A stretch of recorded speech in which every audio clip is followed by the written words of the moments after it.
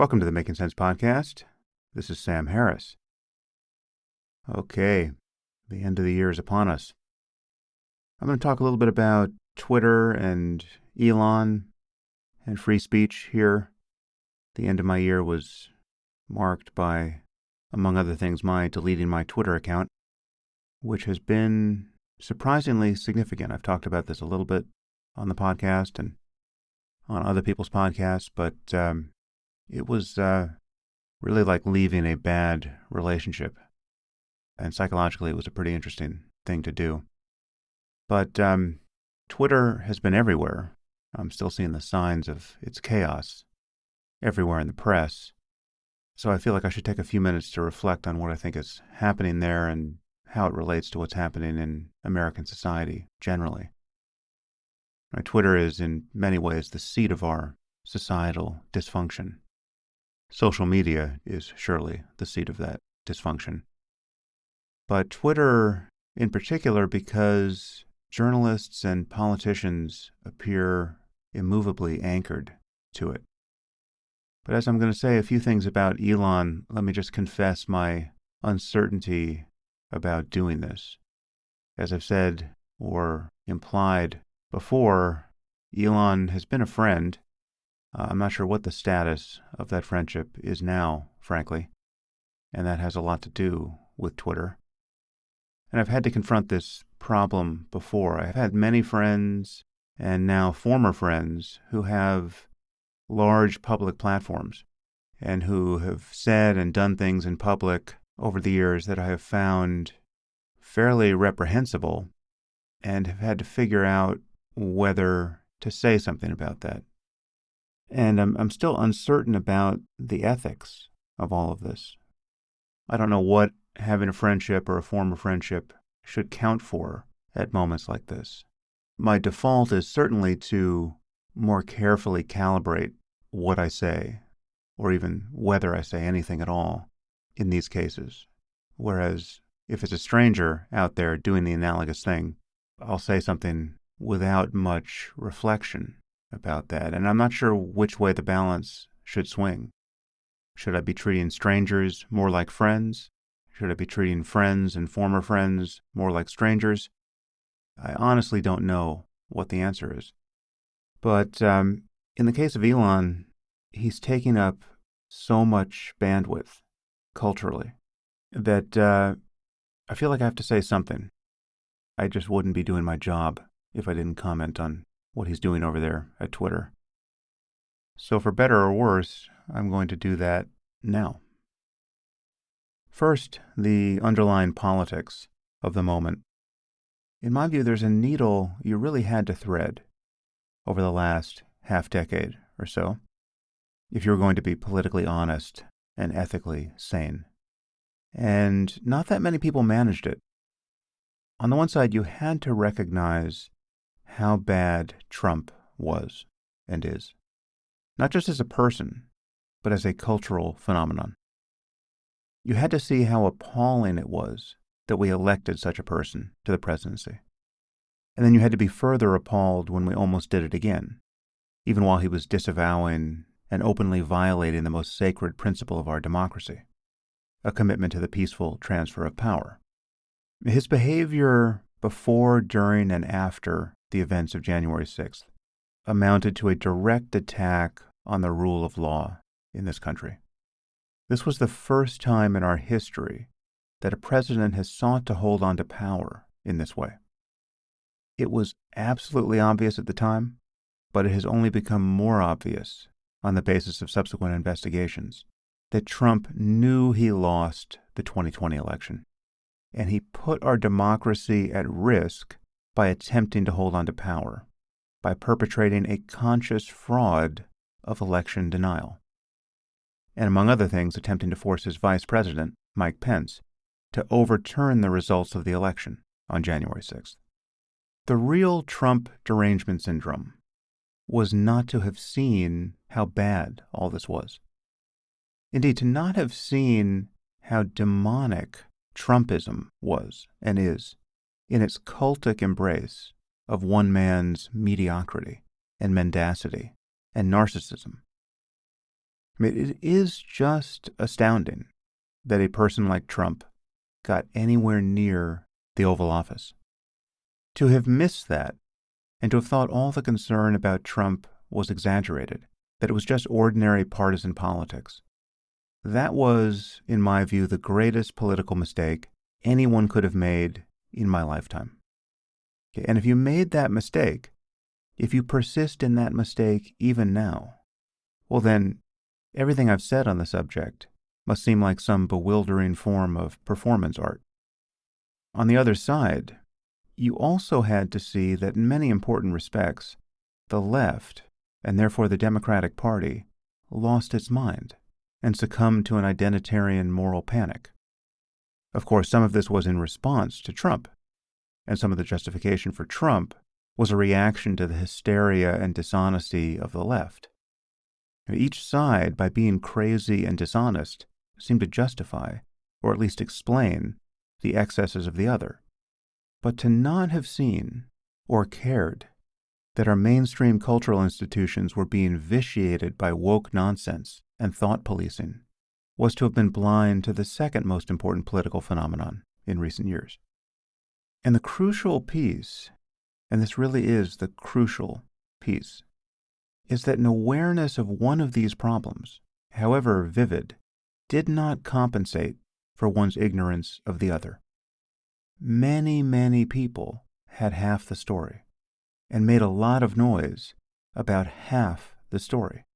And by focusing on only half the story, they carried water for the liars and grifters and maniacs on the other side. There are many, many people with enormous platforms who have spent years railing against wokeness, appropriately, but they've never made the most basic concessions to moral and political sanity in their comments about Trump. And of course, there are countless people in the mainstream media who had the opposite problem.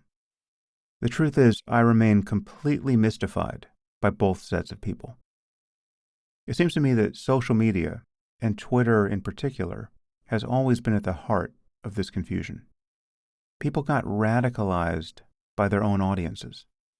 Nothing gets the dopamine going like dunking on the other side. Though I closed my Twitter account a few weeks ago, people have been sending me things they think I should see.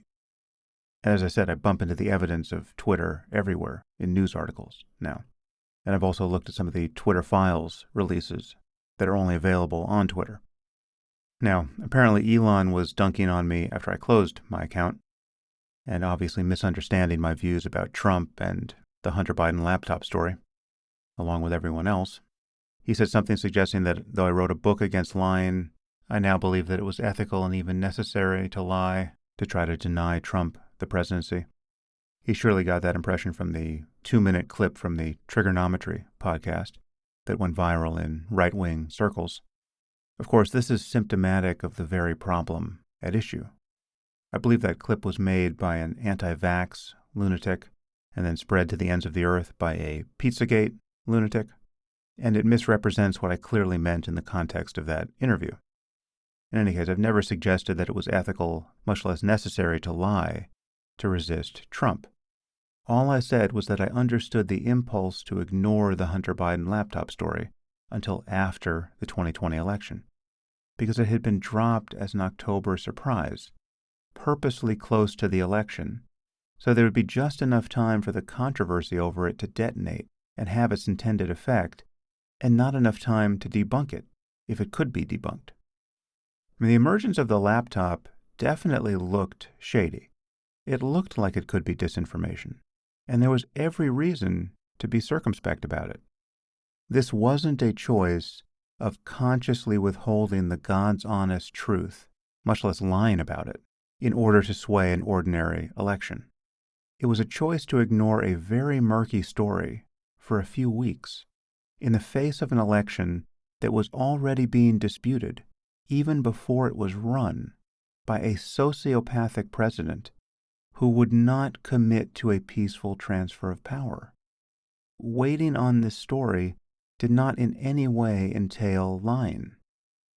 And in any case, all I said on that podcast was that I was undecided about the propriety of ignoring that story. And frankly, I still am.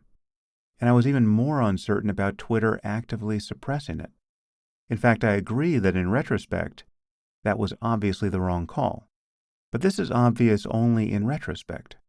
However, it was troublesome even at the time. And the leaked Twitter files showed that Twitter employees were conflicted about it at the time. And the rationale they used, that the New York Post story may have relied on hacked information, was pretty weak even at the time. And I completely understand the outrage that people feel over Twitter suspending the New York Post's account. That has always seemed qualitatively different to me than other journalists simply deciding not to take Rudy Giuliani's bait and just ignoring the story until after the election. But now the laptop story has been fully aired, hasn't it? The contents of that hard drive have been picked over by everyone, certainly everyone right of center. Have there been any bombshells? Did it prove some terrible level of corruption on the part of Joe Biden? It certainly doesn't seem that way. What's the big story? Now that our democracy isn't hanging in the balance, I would love to hear it. I've clarified my position on all that repeatedly, and yet Elon can't figure out what it actually is. Because like most people, he's seen a 2-minute clip from a podcast, and he imagines that its meaning is self-evident. This simply is one of the problems with Twitter. And now Elon, through the journalists Matt Taibbi and Barry Weiss and others, has been releasing internal Twitter documents, the so-called Twitter files, which show that certain political entities like the DNC asked Twitter to block various tweets, including material related to Hunter Biden. Not the laptop story itself, but nude pictures of him taken from the laptop. I don't think it's been reported that anyone outside of Twitter urged them to block the New York Post story. Taibbi even said that there was, quote, no evidence that I've seen of any government involvement in the laptop story. Of course, most people on the right, including red-pilled Elon, are acting like the opposite is the case, that there was clear government suppression of free speech. In fact, Elon tweeted that Twitter had acted, quote, under orders from the government to suppress free speech with no judicial review, end quote. That appears to be just false. And from what I've seen, Elon's editorial comments on the Twitter files more or less reliably misrepresent the information that is actually leaked. Anyway, it does seem relevant to point out that Biden wasn't president at the time. So requests for the removal of tweets were not coming from the people in power. And when the FBI contacted Twitter and other social media platforms, warning that there might be some Russian disinformation coming that was related to Hunter Biden, and this is being perceived as a smoking gun on the right, this was Trump's FBI, run by a Trump appointee. Surely that muddies the picture of a hyper-partisan deep state seeking to undermine an election. And the background fact is that it was totally plausible to be worried about Russian hacking at that moment, because there was a ton of it. And there was pushback at Twitter. There was a lot of communication between Twitter and the FBI. The Twitter files journalists have now moved the goalposts in response to this. First, it was a story of how corrupt Twitter was. You're not going to believe how corrupt. But now it's a story of how corrupt and Orwellian the FBI is. And Twitter's resistance to the meddling of the FBI is now evidence of that, right? So this is a very mixed picture. Even if Biden had been president at the time, and the requests came directly from him, it matters that they were just requests, not ultimatums backed up by force. If Biden, as president, called Twitter and said, if you don't take those naked photos of my son down, I'm going to destroy your company, okay, now we've landed in First Amendment territory. Nothing I've seen related to the Twitter files amounts to coercion from a government source. Also, Taibbi reports that the Trump administration made similar requests, and Trump was president at the time. Again, if Trump was just making requests, as much as I'd love to say he was stifling free speech, I can't, because he wasn't. This is not government censorship. The Twitter files definitely revealed less than optimal ways in which Twitter employees were stifling conversation on the platform. For instance, they throttled the tweets from Jay Bhattacharya, a Stanford doctor who was skeptical of school closures and other COVID policies. And they did this to many other doctors. That just seems genuinely dysfunctional. And I completely understand how millions of people who have felt gaslit by the government and by the mainstream media and by Twitter itself with respect to COVID information, especially the many people who were abandoned and shunned undeservedly. I get why many of them now view Elon as a white knight riding to the rescue. But think of what was actually happening when these doctors were getting deboosted or even suspended by Twitter. First, their tweets were being flagged by bots designed to detect COVID misinformation, of which there was a veritable deluge. And then when flagged, these tweets got reviewed by outsourced reviewers, often in the Philippines, who were simply not qualified to judge the veracity of medical information. Almost no one was qualified to do this at the time, inside or outside of Twitter, because COVID has been a moving target for years. And what made perfect sense one month made much less sense a few months later, and vice versa. Now, I will fully grant that some of Twitter's editorial decisions, along with the government's urging of those decisions, now seem suspect.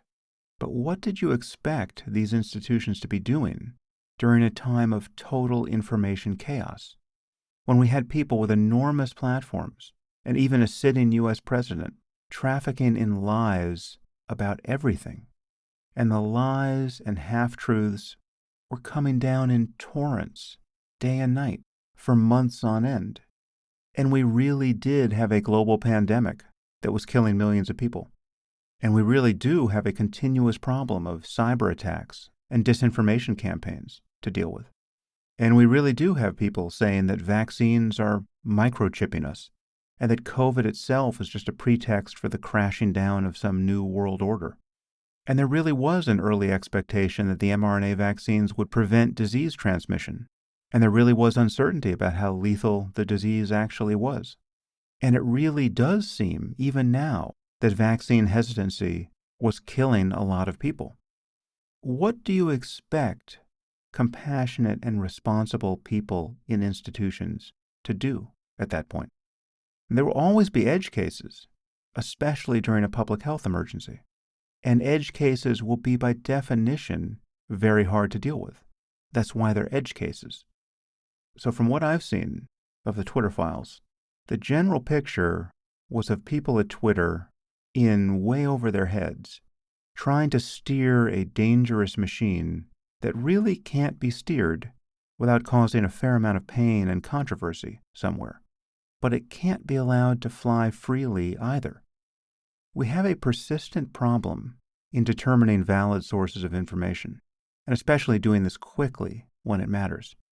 And if you think the solution is to just let the cacophony unfold, algorithmically boosted by a business model that is preferentially fueled by partisan outrage and crowdsourced hysteria, where medical misinformation spreads faster than real science, where election denialism spreads faster than any patient debunking of it ever could.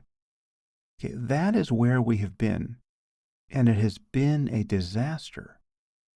So at the moment, I still haven't seen anything in the Twitter files that rises to the level of an infringement of the First Amendment.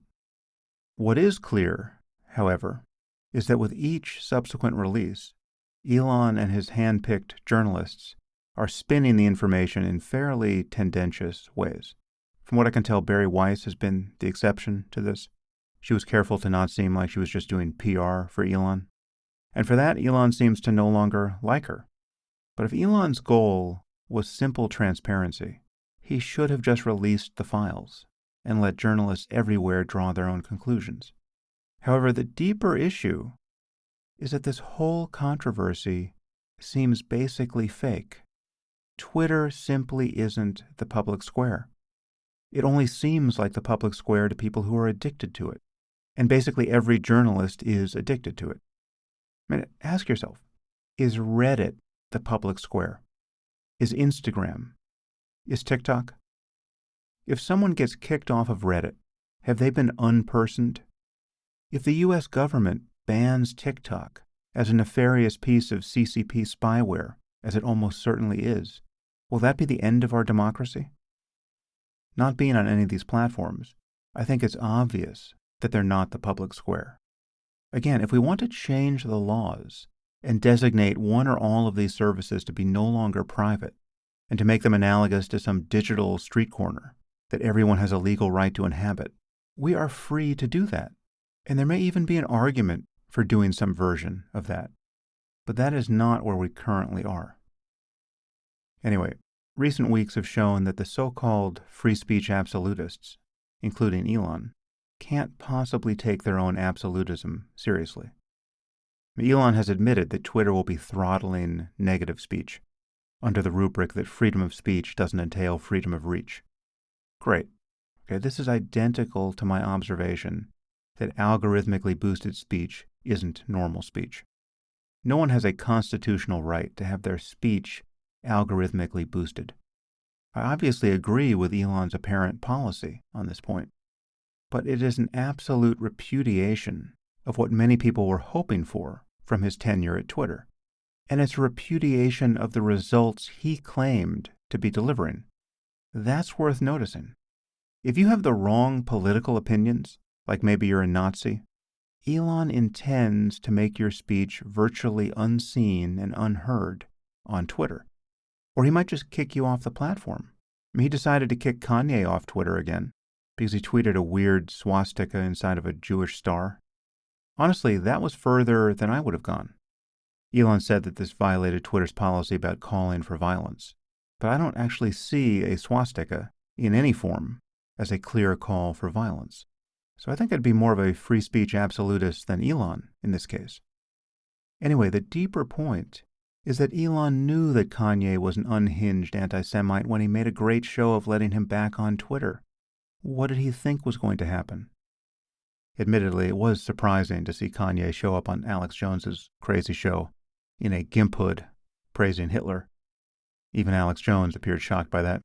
But still, we knew where Kanye stood on the Jews a long time ago. And then there was all the craziness around Elon suspending the accounts of the kid who was tracking his private jet, along with the private jets of other celebrities. This college kid had created a bot which did nothing more than aggregate publicly available information. The problem was Elon had previously used this kid as an example of his unalloyed commitment to free speech. He said, look, I'm even protecting the speech of this guy who is tracking my plane and increasing my security concerns, only to then suspend the kid's account, along with the accounts of real journalists who had merely reported on the story. Okay, I'm totally sympathetic with Elon's security concerns here. Having the exact GPS coordinates and arrival time of his plane continuously published vastly increases his personal security risks, as well as those of his family. I'm not sure why this information is publicly available in the first place. I think it probably shouldn't be. But Elon is making himself look ridiculous by trumpeting his free speech absolutism, only to then rescind it without acknowledging the apparent hypocrisy and the resulting ad hoc policy that he's now supposedly implementing, that no real-time information about the whereabouts of people will be tolerated, just seems impossible to enforce or even to adequately define. There's obviously a ton of celebrity coverage that is publicity or legitimate journalism or just random fun information, which could suddenly look like the, quote, real-time doxing that Elon is worried about. Anyway, despite the fact that he is being hailed as some kind of radical champion of free speech, and he's hailing himself that way, Elon is finding that he simply has to make the same judgment calls that any platform has to make if it doesn't want to turn into 4chan. And he's not playing 4D chess here. He's quite obviously making everything up as he goes along, which honestly is fine. It might be impossible to make Twitter a good place for communication. I'm not going to fault Elon for failing to do the impossible. What I do fault him for is for being intellectually and ethically unserious, which is to say totally reckless, when he touches real issues in front of 120 million people on the platform. One of the first things Elon did after taking over Twitter was tweet an article that claimed that the attack on Nancy Pelosi's husband was not at all what it seemed. It was rather a gay tryst gone wrong. And then when it became obvious just how crazy his source was, I believe it was a website that had previously claimed that Hillary Clinton was dead and that a body double was campaigning in her place, when it became embarrassing to have tweeted that, he just deleted the tweet without comment. Delete the tweet, fine, but when you see that you have amplified a crazy conspiracy theory that turns a savage attack on an innocent person into a Trumpist meme and punchline, you should apologize and correct the record. He did the same thing when he brought Kanye back on Twitter. He tweeted some meme where he was high-fiving him, and then deleted that meme without comment once Kanye's anti-Semitic podcast tour fully ran off the rails. Again, Kanye's anti-Semitism was already obvious, and Elon was signal-boosting all that lunacy by celebrating his return to Twitter in the first place. That was a totally irresponsible thing to do. And speaking of doxing and security concerns, Elon publicly vilified his former head of trust and safety, Yoel Roth, in a way that was objectively dangerous. This is from the New York Post, which we might imagine is very sympathetic to Elon now, given what happened over the Hunter Biden laptop story. And if anything, the Post is probably biased against Roth. This is how the Post reports what happened to Roth. Quote, Roth faced mounting threats following the release of the site's internal documents, which only intensified over the weekend when Musk misrepresented Roth's academic writing in a tweet, baselessly claiming Roth has a favorable view of pedophilia. This is now Elon's tweet. Looks like Yoel is arguing in favor of children being able to access adult internet services in his PhD thesis. End quote. This is back to the New York Post coverage. A barrage of threats were sent to people Roth had replied to on Twitter, and the menacing became so intense that several of his family and friends had to delete their Twitter accounts. Musk's supporters also directed their online harassment toward professors who reviewed Roth's dissertation, which was written in 2016, and his graduate school, the University of Pennsylvania. Roth, who is gay, suggested in his dissertation that gay dating apps like Grindr should adopt safety policies to accommodate teenagers who already use the apps underage as a form of harm reduction on social media. End quote. And apparently, Roth and his family had to leave their home in response to all the hate that Elon's tweets directed at them. Now, this really does bother me, because Elon must have known that this kind of thing would happen. This is a version of the behavior that I thought should have gotten Trump and Alex Jones kicked off of Twitter. It was always the specific targeting of private citizens that seemed most destructive to me. And now Elon is doing this at even greater scale, on the platform that he now owns.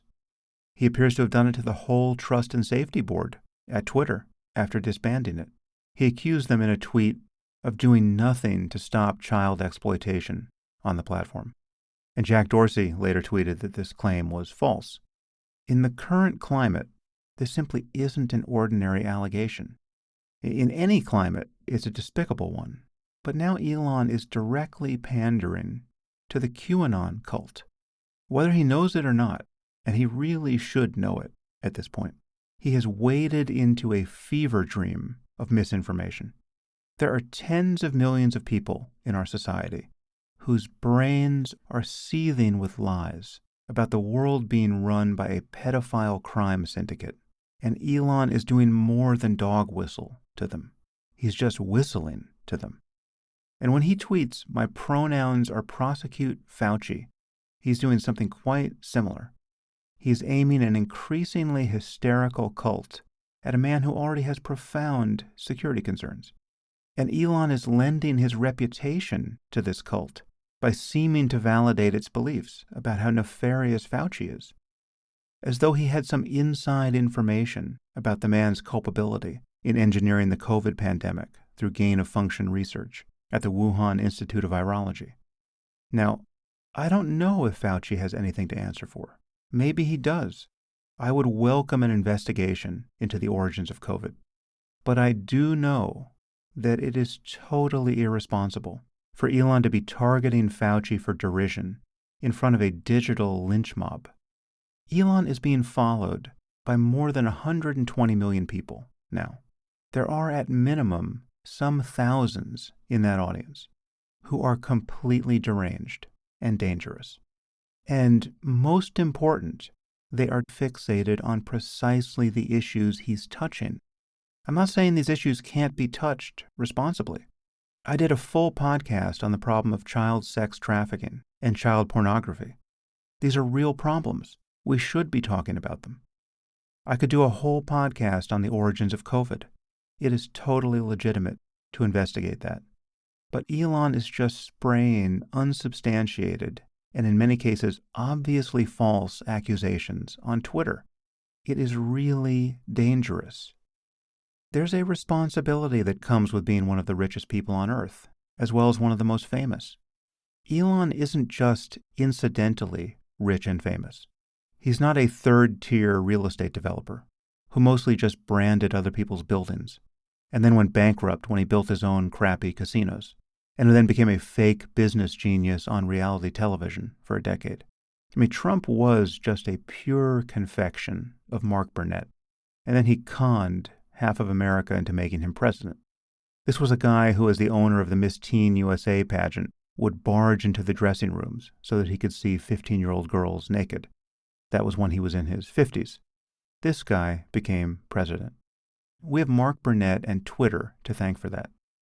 After making us crazy with partisanship and misinformation, Twitter gave Trump the perfect platform to make noise and to lie and lie and lie about everything under the sun. I mean, the whole Trump phenomenon is like Twitter's vile afterbirth.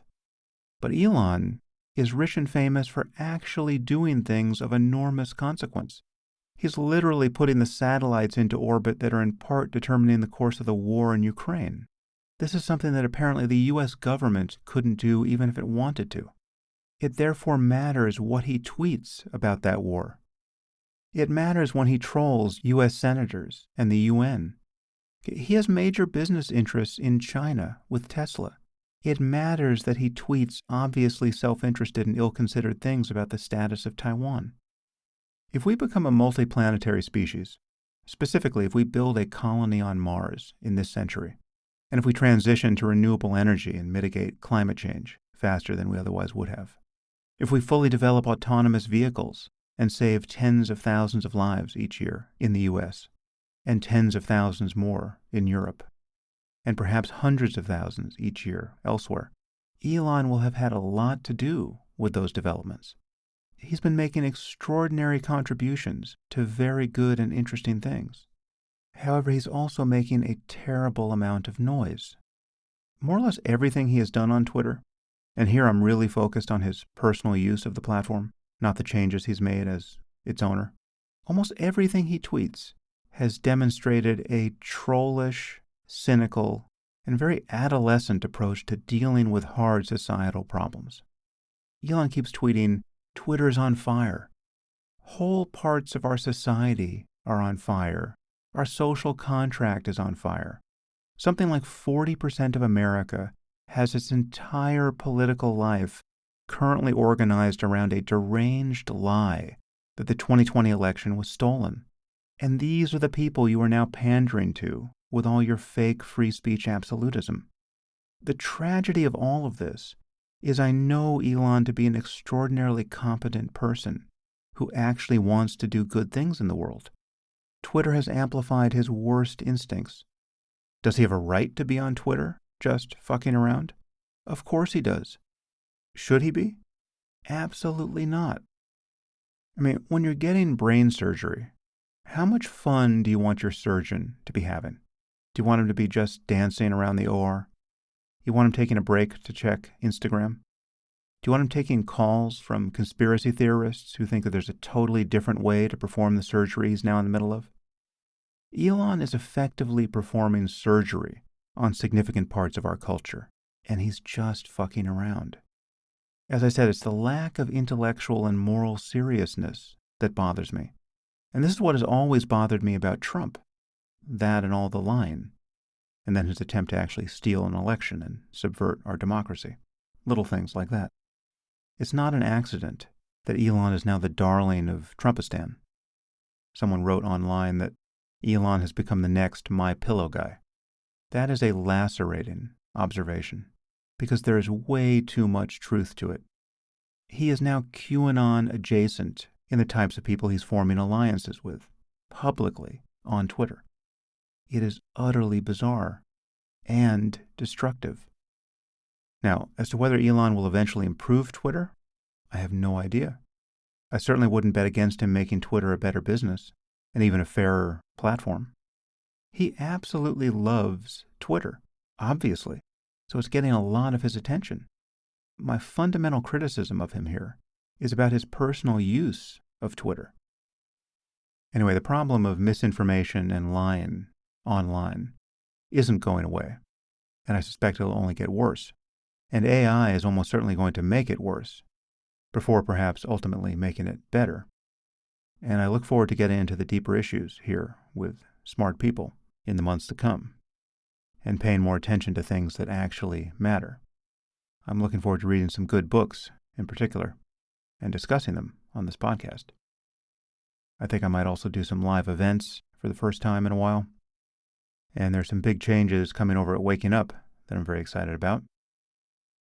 And generally, I'm hoping to just become more sane insofar as I can manage that.